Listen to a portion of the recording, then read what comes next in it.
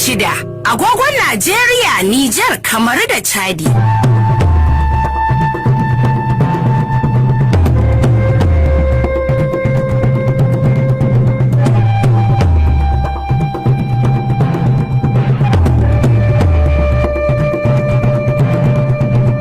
Labaran barka da asuba.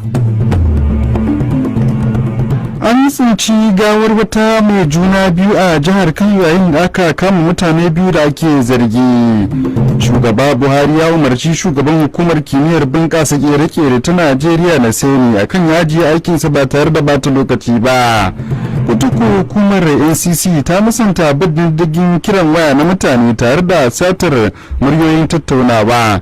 A kasashen ƙetare kuwa Donald Trump na fuskantar tuhume-tuhume guda 34 na aikata laifuka daban-daban a gaban kotu.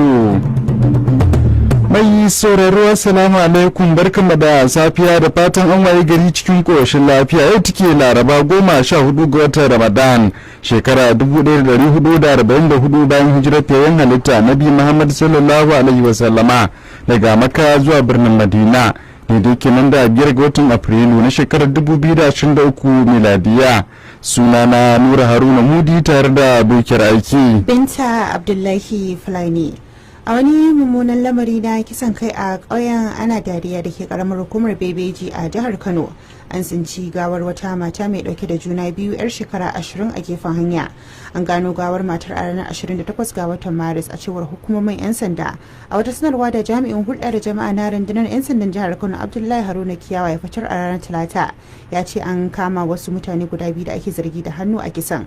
Kiyawa ya ayyana sunan matar da Teresa Yakubu, inda ya ce waɗanda ake zargin saurayinta ne da kuma abokinsa, kuma ya haɗa baki da abokin nasa ne domin kashe ta bayan da ya mata ciki kuma yunkurin zubar da cikin ya citira.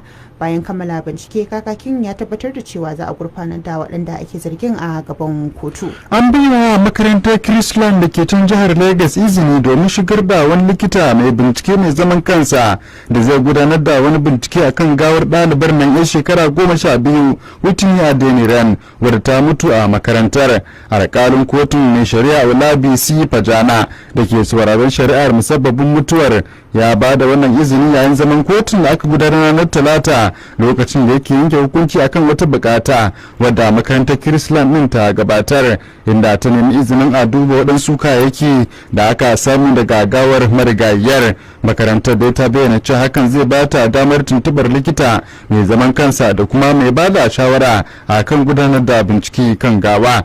Kotun ta kuma ba da izinin tuntubar ƙwararrun likitoci masu zaman kansu a cikin jihar ta Lagos, kuma za a ba da dama ga likitan dangin marigayiyar a matsayin mai sanya idanu a lokacin da ake gudanar da bincike akan gawar. A nan kuma rahotanni na bayyana cewa gwamnatin jihar Kaduna ta tabbatar da cewa ɗalibai 8 ne kawai aka sace tare da wasu mutane, inda ta jaddada cewa ba a sace ɗaliban a harabar makarantarsu ba. Idan za a yi tunawa, a ranar Litinin din ta gabata wasu 'yan bindiga suka yi garkuwa da mutane 10 a makarantar sakandare ta gwamnati da ke Awon, karamar hukumar Kaciya da ke jihar Kaduna. Sace ɗaliban dai shine hari na baya-bayan da wasu 'yan bindiga suka kaddamar a jihar, duk da kokarin da gwamnatin jihar da hukumomin tsaro ke yi na dakile ayyukansu. To sai dai kwamishinan tsaro da harkokin cikin gida na jihar Samuel Arwan ya ce sun samu cikakken rahoto daga hukumomin tsaro kan al'amarin, kuma ɗaliban na kan hanyar komawa gida daga makaranta a lokacin da aka sace su. Tsohon kuma birnin Iko, inda majalisar dokoki a jihar Lagos ta gayyaci ɗaya daga cikin hadiman gwamna Babu Jason Olu da kwamishina na jihar a bisa zargin gabatar da wasu kwangiloli tare da gabatar da kwangilolin a gaban majalisar domin amincewa da kuma zartaswa ba. Majalisar dai ta sammaci waɗannan mutane a wani kuduri na buƙatar gaggawa kan al'amuran ci gaban al'umma da Nuraini Akinsanya ya gabatar ranar Talata. Jami'an da aka gayyata dai sun haɗar da mai baiwa gwamnan jihar shawara na musamman kan harkokin hulɗa da jama'a mai suna Ope George da kuma kwamishinan tsare-tsare da raya birane na jihar ta Lagos mai suna Bambose Martins. Majalisar ta bayyana cewa za su baiwa 'yan majalisar dukkanin cikakkun bayanai da suka kamata kan kin neman amincewa da kuma izinin majalisar kafin rattaba hannu akan waɗannan kwangiloli. Dan takarar shugaban kasa na jam'iyyar Labour Peter Obi ya caccaki ministan yaɗa labarai da raya al'adu Lai Muhammad kan zargin tayar da zaune tsayen bayan zaɓe. A wani taron manema labarai da ya yi a birnin Washington DC a ranar Talata, ministan ya gargaɗi Obi da yana rura wutar rikici bayan zaben shugaban kasa da aka gudanar ranar 25 ga watan Fabrairu. Sai dai Obi a wani sako da ya wallafa a shafinsa na Twitter a ranar Talata ya yi tir da zarge-zargen da ake yi a lokacin da ake zargin wasu na yunkurin kafa gwamnatin wucin gadi. Tsohon gwamnan na Anambra ya buƙaci waɗanda ya bayyana matsayin jami'an zarge-zargen ƙarya da su ƙauracewa irin haka. Tunan gaba kaɗan za a ji yadda tsohon shugaban ƙasar Amurka Donald Trump ya musanta zarge-zargen da ake masa a gaban kotu. Amma kafin nan shugaban hukumar bunƙasa harkokin kimiyya da fasahar kere-kere ta Najeriya na Sani Farfesa Muhammad Sani Haruna zai mika ragamar ofishinsa ga wani babban jami'a hukumar ba tare da wani bata lokaci ba. Wannan dai na zuwa ne a daidai lokacin da shugaban ƙasa Muhammadu Buhari ya bada wani umarni ta cikin wata wasiƙa dauke da sa hannun wato sakataren gwamnatin tarayya Boss Mustapha wadda ke tabbatar da cewar shugaba Buhari ba zai sake tsawaita wani wa'adi na mulki ga hukumar ga Farfesa Sani Haruna ba, wanda kuma ya tabbatar da cewar ya kasance ya yi wa'adi har guda biyu na shekaru biyar na shugabancin hukumar na Sani. Ana sauraron labaran barka da asuba kai tsaye kan mita 93.1 Arewa Radio tashar Hausa Zalla. Misararo na damar kallon labaran kai tsaye ta shafin mu na Facebook akan Arewa Radio 93.1 kana mai sauraro na damar bayyana ra'ayin zakan labaran da ake ji ta shafukan namu na Facebook da kuma WhatsApp akan 0908 8712675.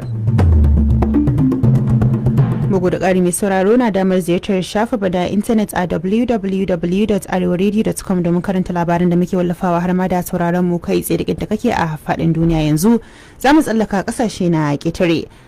Kenya za ta harba tauraron dan adam na farko a mako mai zuwa a wata gagarumin nasara ga shirin sararin samaniyar kasar ga gwamnati a farkon makon nan. An tsara kaddamar da tauraron na dan adam a ranar 10 ga watan Afrilu. Ma'aikatar tsaro da hukumar kula da sararin samaniya ta Kenya a cikin wata sanarwar haɗin gwiwa sun ce aikin wani muhimmin ci gaba ne. Sun ƙara da cewa injiniyoyin kasar Kenya ne suka kera tauraron na dan adam kuma zai samar da bayanai kan harkar noma da samar da abinci da dai sauransu.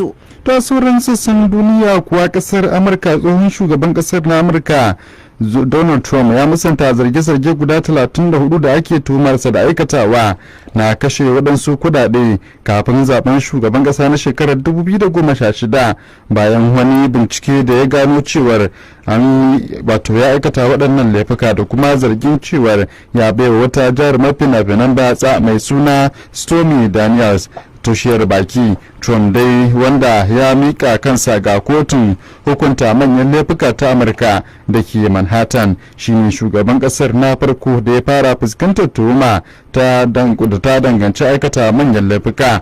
Rahotanni dai sun bayyana cewar tsohon shugaban na Amurka ya baiwa jarumar fina-finan ta Amurka wadda ta kasance aka tabbatar da cewar ya bata toshiyar baki a shekarar 2016. Shugaban na Republican da yana fuskantar tuhume-tuhume guda 34 masu wadda suka hadar da wato jirkita bayanai na kasuwanci a New York domin ɓoye waɗansu bayanai akan ayyukan da suka sabawa doka waɗanda suka danganci jirkitar da hankulan masu jefa ƙuri'a na Amurka kafin da kuma bayan zaben shekarar 2016. kuma Trump ɗin wanda ke neman sake tsayawa takara a zaben da za a gudanar shekara mai zuwa ya musanta aikata ba daidai ba ya kuma yi tir da al'amarin a matsayin wani tugu na farauta.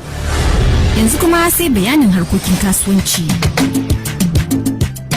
Wani masanin tattalin arziki a nan Kano Dr. Abdulrazak Ibrahim Fage ya ce yayi wuri Najeriya ta fara tunanin cire tallafin mai a wannan lokaci da kasar nan ke fama da kalubale na tattalin arzikin kasa. Najeriya kasancewar ta giwar Afirka ta bangaren tattalin arziki ta kashe naira tiriliyan 2 da biliyan 91 a matsayin biyan tallafin mai tsakanin watan Janairu zuwa Satumbar bara, wanda hakan ke nuna cewar tana kashe sama da naira biliyan 400 a kowane wata a matsayin biyan tallafin mai. A hirarsa da Arewa Radio Dr. Ibrahim Yusuf malami a jami'ar Yusuf Mai Tamasile da ke Kano ya buƙaci a rika hukunta wanda suke yi wa tsarin ba da tallafin man zagon ƙasa a maimakon yin gaggawar janye tallafin man a wannan lokacin.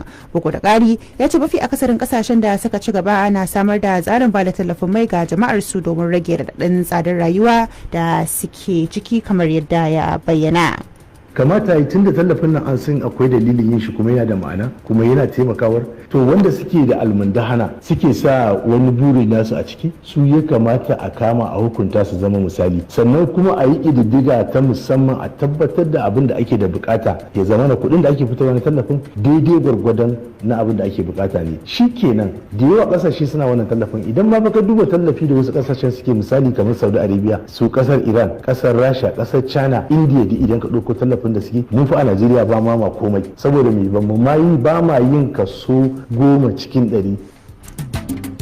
Dr. Abdulrazak Fage kenan daga Jami'ar Yusuf Mai Tamasili. A nan ko hukumar da ke kula da harkokin sadarwa ta Najeriya NCC ta musanta zargin da ake yi cewar tana bin diddigi da kuma daukar maganganu da tattaunawar da mutane ke yi a wayar tarho, yana ta bayyana cewar ba ta aiwatar da wannan aiki kuma ba za ta taɓa yin hakan a bisa tsarin doka ba.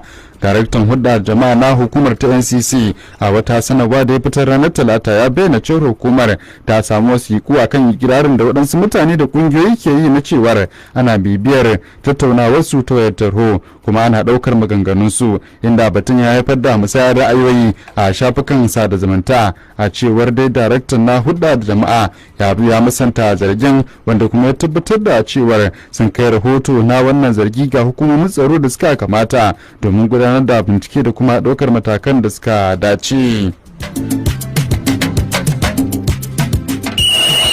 Za ku saurari labarin wasanni. Ƙungiyar ƙwallon ƙafa ta Chelsea ta barar da damar bakin da za ta iya doke Liverpool yayin da suka tashi. Coach ƙungiya na nema a ranar Talata a wasanni na farko na gasar Premier tun bayan korar Graham Potter a ranar Lahadi.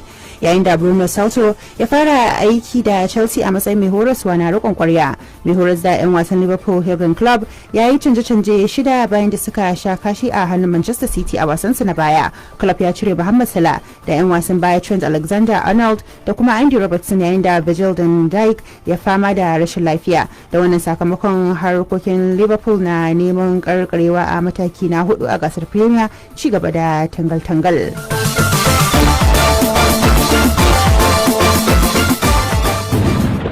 Sai kuma hasashen masana yanayi.